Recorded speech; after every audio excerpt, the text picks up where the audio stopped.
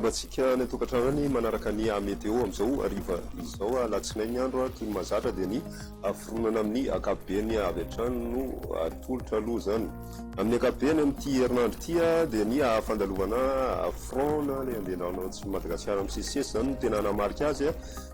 ity ny anankiray hitatsika efa somary palasy izy ity any amin'ny alarobia tonga indray le raha ato atsimony lakandranony Mozambique ato zany dia vokatr'izay tsy dia mahazo vana mihitsy ny alizay raha ny aty amin'ny tapany atsimo fa niteriny avaratra kosa dia iainao anatin'ny alizay ihany zany mandritry ny herinandro ary ity andehandraona hitatsika eto atsinanany Diego ity zany zao dia hiditra ato amin'ny tendrony avaratry ny nosy ary hitondra ny orana amin'iny tapany avaratry iny zany ho an'ny rapiso ny mety ho fironana ihany koa amin'ny akapobeny dia ny fisiany orana tandrivondraona aty amin'ny atitany vokatr'ilay fatongavany front any amin'ny alarobia any zany ny aty amin'ny atitanyny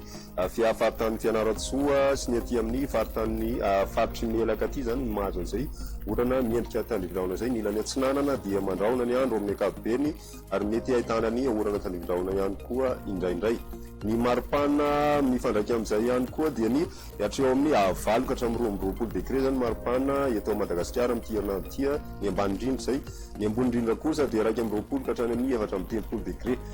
fanamariana ihany koa dia androany alina no farany amin'ilay fampitandremana momba ny fampiasana ranomasina zany hoe efa miaina tsikelikely zany ny onja natanjaka be tao atsimony nosy izay izay ny amin'ny akapobeny ao amin'ity herinandro ity fa raha jerevana kosa ny apitsy dia ny alizay malefaka aloha zany mandavitra azy fa ny tapany avaratra izay mbola azo amin'ny orana zay ny aty amin'ny teny avaratra ity anorana malefaka amin'ny atoato savady ana nalanjorofo mihitratra aty amin'ny fatry ny vadivavy fitovinany aty zay erikerika kosa ny aty amin'ny fatry ny alaotra mety mihitatra any amin'ny fatry sofiany orana ho an'ny rapitso maraina ebalika tanteraka ny masoandro amin'ny faritra sisa amin'ny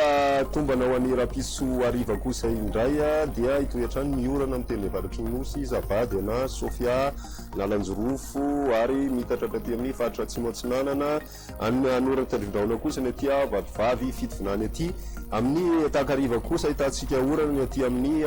voataniny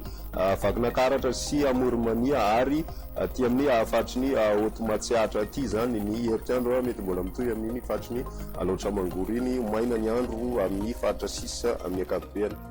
ny maripana voavinavina ho an'ny rapiso dia eo amin'ny 6 degré ny ambany indrindra vakinakaratra hatrany no ambany ary 12-13 degré ny aty amin'ny fatry ny voatany